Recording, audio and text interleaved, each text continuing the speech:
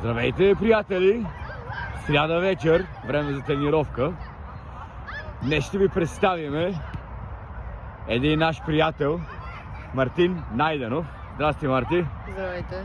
Може ли да се представи с няколко думи пред нашите зрители? Казвам се Мартин Найденов, играя в Арас от 4 години.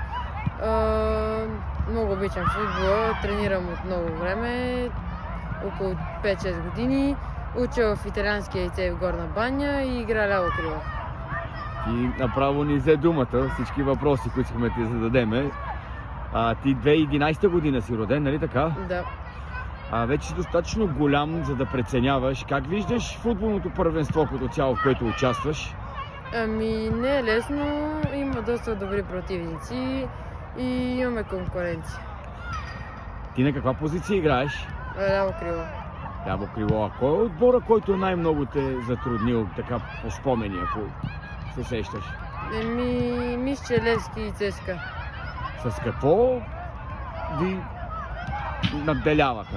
С много пасове си говориха много повече от нас. А защо вие не го правите това нещо?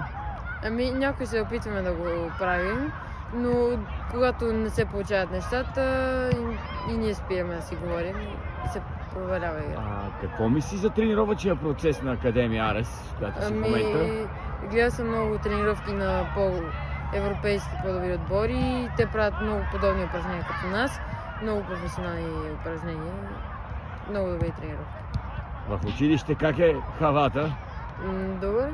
Оценките? Само шестици. Браво, поздравяваме те за това нещо.